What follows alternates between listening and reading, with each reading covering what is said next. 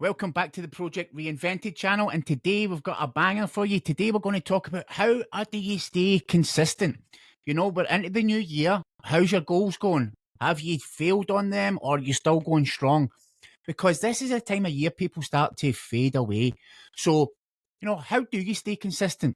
Okay, you've set that new goal, you have a new skill you want to learn, whatever it may be, that is going to demand daily commitment. Okay, now in the beginning, we all know what it's like. It's easy. The new year started, new year, new year, new year, new you. It's easy. And that's what we call the honeymoon phase. Everything's exciting, it's fresh. You have this new passion and it becomes your focus. But here's the deal, right? See, when you're going for a goal, trying to master a skill, or you're trying to reinvent your life, it's going to require relentless daily practice. Okay, the honeymoon phase at the beginning, yeah, it's great, it's exciting, but eventually that's going to fade away. So, how do you ensure to have that rock solid consistency over the long haul?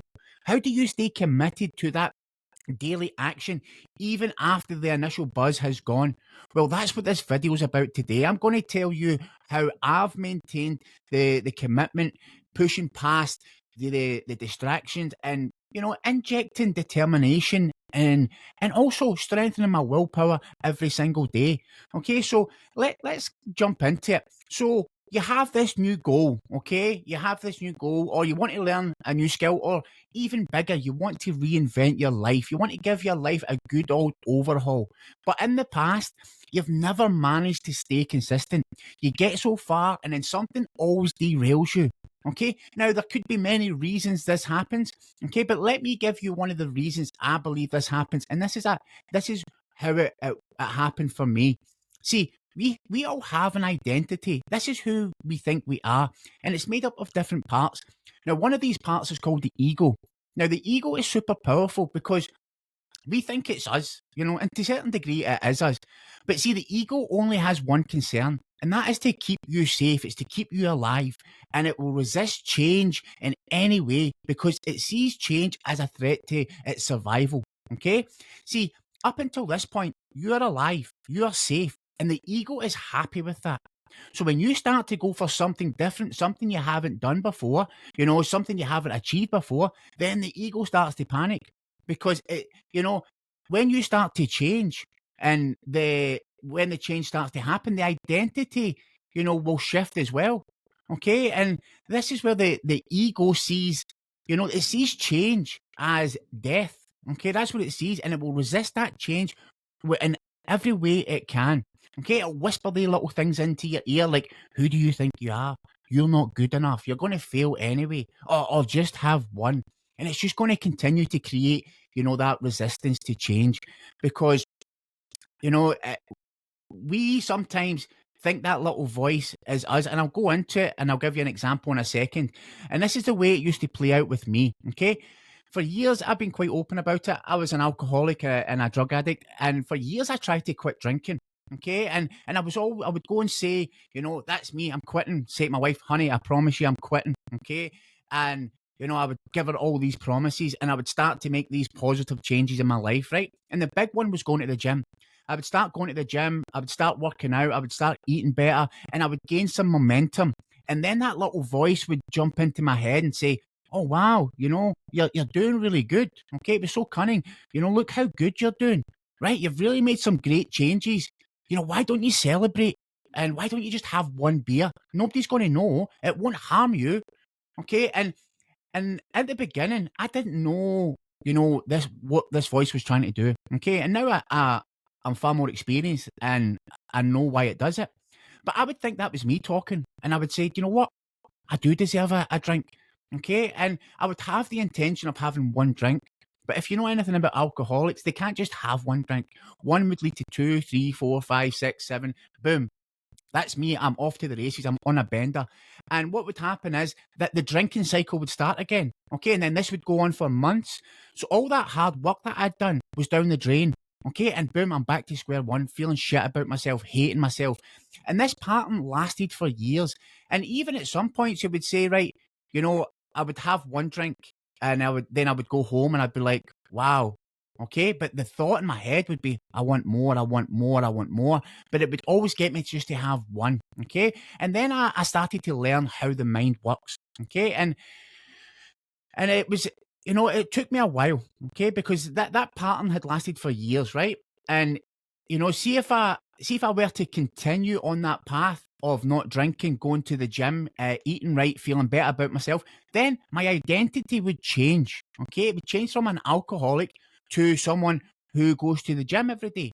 Okay. Who's someone who eats healthy, someone who has built confidence. And that would be devastating to my ego because, as far as my ego's concerned, that can't happen.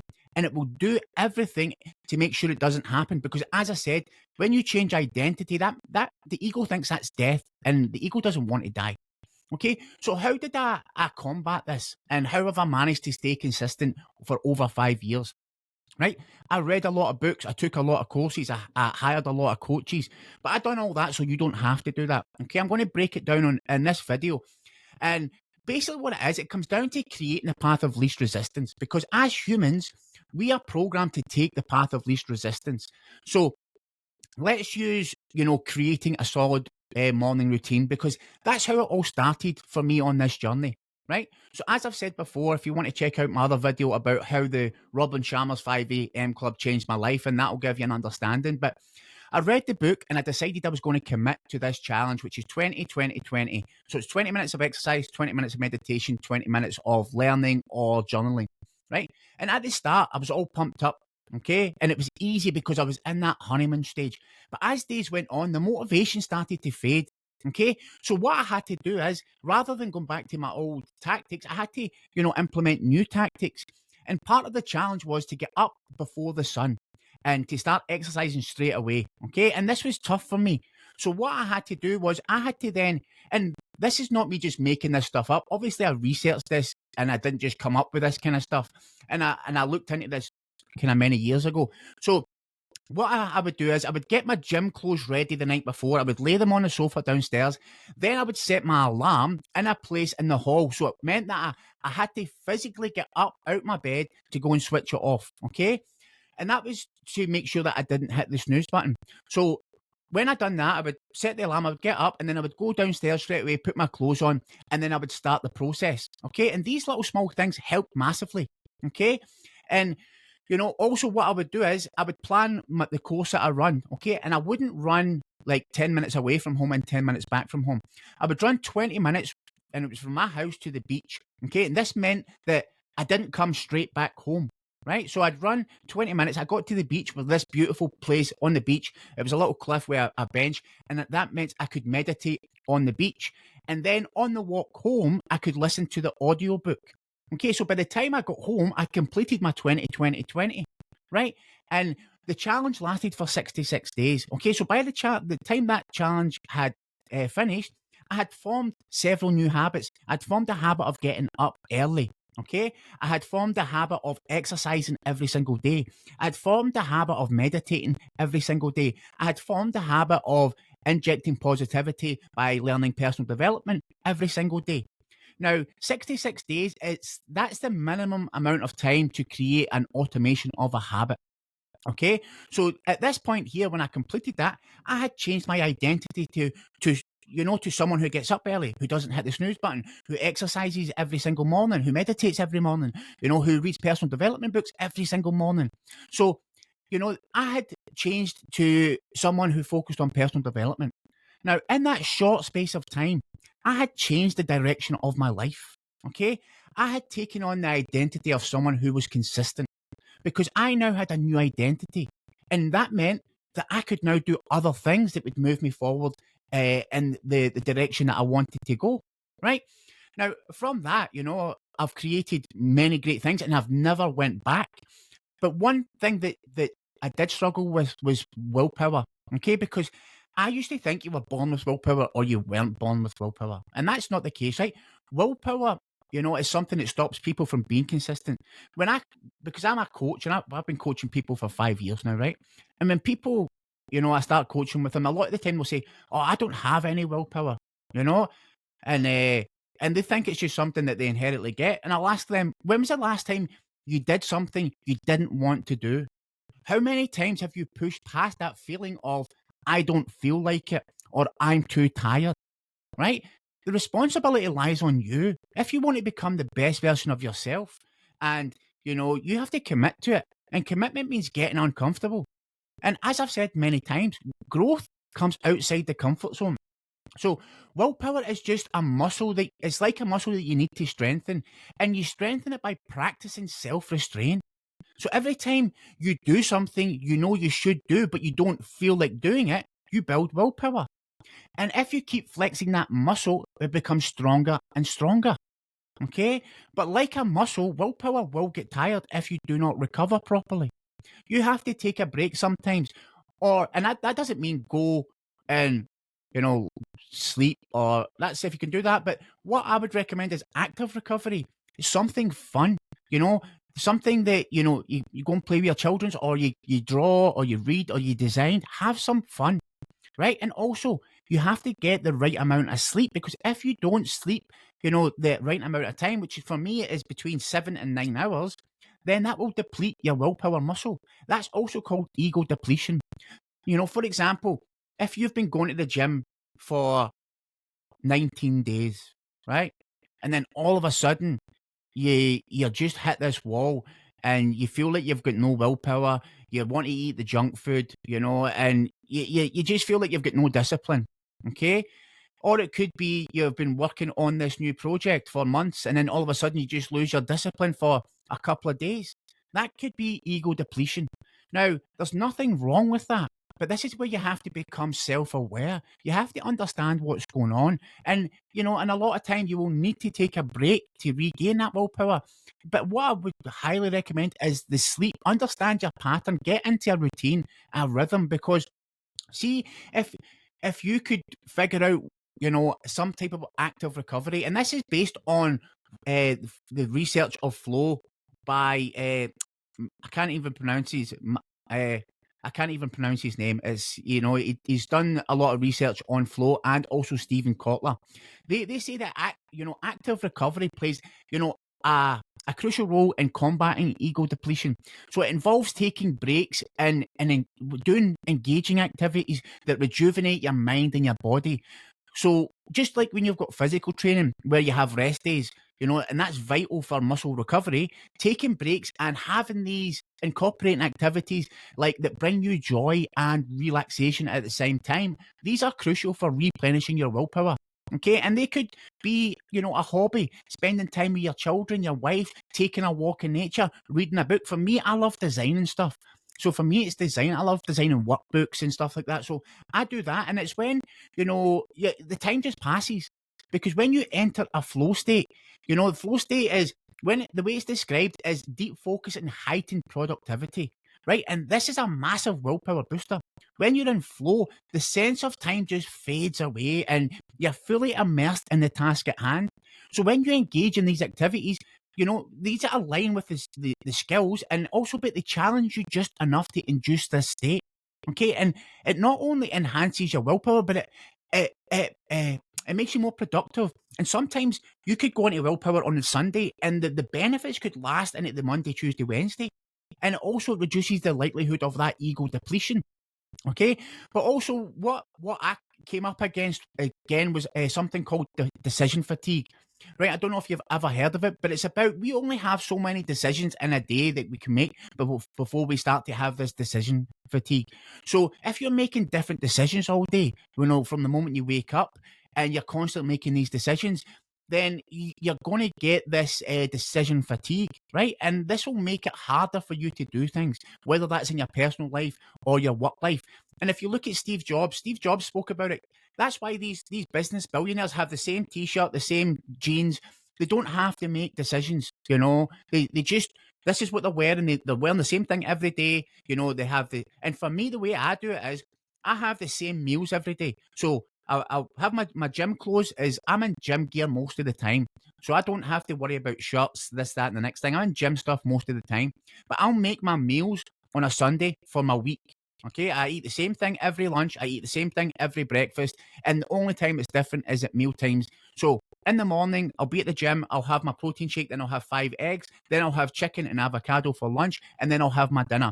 So all those decisions are gone, right? So that helps me, for one, it helps me with being consistent because I know what I'm eating every single day. So I'm sticking to the diet or the nutrition plan. I don't like to call it diet, but I'm sticking to the nutrition plan every single day. I'm eating healthy. I'm going to the gym. I'm doing the things, and I've made so much things in my life a habit, which are non-negotiable, that I don't even think about it. When I get up, it's boom, I walk out, turn my alarm off. Sometimes I don't even need the alarm. Okay, I go down, I meditate. From the meditation, I've already got my gym clothes on. I go to the gym. I come back, I make my kids breakfast, get them ready for school, and then my day commences. So I've removed, and then at lunchtime, I'll be working here. I just go in, my lunch is there, I eat it, and then I come back. So I've removed all these decisions out my life so that I'm productive. Okay, so decision fatigue and ego depletion, they're closely intertwined. The more decisions you make, the more deplete your cognitive resources, including your willpower. Okay, and this can lead to where you have no discipline. You make the wrong choices that aren't aligned with the goals that you want to get. Okay, so what have I learned over this period of time? Okay, let's finish on things that can help you stay consistent, right? So the number one is you have to clarify your purpose, right? You have to identify what it is that you want to achieve, and understand why you want to achieve it. When you achieve this, how will it make you feel? Okay, because when you clarify the foundations of this consistent action, then you have a compelling why, and it becomes easier because then when you have those moments when you're kind of dicing, should I do this, should I do that? You think about your why, and then you put your purpose over your pleasure. So it helps with that when you're going to have that instant gratification. You're putting your purpose over your pleasure. Okay, and then you when you have these goals, you don't think of the end result, and because that can become overwhelming. So you break it into kind of small tasks. So you have your daily list, and I normally say at night time, write 3 things you're grateful for and 3 things that you're going to do the next day. Okay, so when you wake up, you have your 3 priorities that you're going to do, and I learned that from Benjamin Hardy. Okay, so you break down your goals into bite-sized chunks because you don't want to be overwhelmed by the big picture. You just focus on the small steps because these small steps taken every day consistently over time will lead to big, massive results. Okay, and then you want to make sure that you have non-negotiables, rituals and routines, because establishing daily routines that become your habits, it takes away the need to make decisions. You create a structured environment to create the success you want, and consistency thrives in routine. Whether that's a morning ritual or a pre-bed ritual, when you create these habits, they anchor in the commitment for what you're trying to achieve, and they remove the distractions, and they help you create the path of least resistance. So that's like you set the alarm, so you have to get out of bed. You have your gym clothes ready so that when you go, you just put them on. You're not even thinking about it. You prep your meals so that you don't have to think about making them. But also on the flip side of that, remove things out of sight that you're trying to stop. So don't buy junk food, so it's not in the house, so you can't eat it. Don't buy alcohol, so it's not in the house. Block the porn sites. You get the picture. Things that you don't want in your life, do everything you can to make sure that they're not there, so you don't get distracted, so they don't come in at your vision, so they don't come in at your thought. Okay, and also understand that perfection is an illusion. Consistency, doesn't mean never making mistakes. It means acknowledging when you make a mistake. That's cool. What can I learn from this mistake? And then you move forward. Okay, embracing imperfection is a natural part of the process. So, don't, use the excuse, oh, I've messed up. I've ate one bit of chocolate. I might as well just eat the whole bar. And I say that because I've done that in the past. Okay, as soon as you recognize that you've made a mistake or you've done, just quickly get back on track, because nobody's perfect. You are perfect just the way you are, and believe that, right? Nobody's perfect, but you're perfect just as you are. And then have accountability. Share your goals with someone that you trust, your wife, your friend.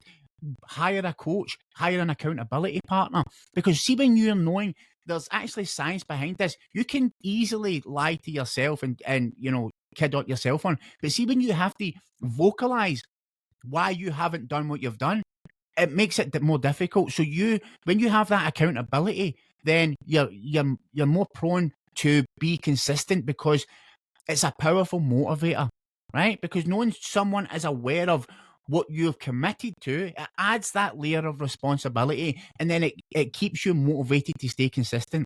And then, be able to adapt, right? Life is dynamic. Circumstances change. Stay consistent in your commitment to your goals, but also be flexible in your approach. Like, for example, when COVID hit, I was on a roll and things were great, and then I couldn't use a gym. So I had to build a gym, out of old wood and bits of weights and stuff like that. Okay? If something isn't working for you, be willing to adapt it and find a better way, right?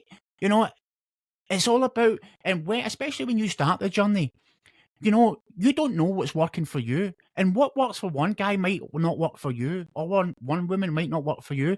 And it's having the self-awareness to pivot when you need to pivot.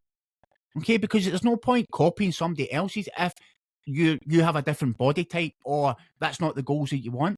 Find what works for you and then create the path of least resistance to make it happen.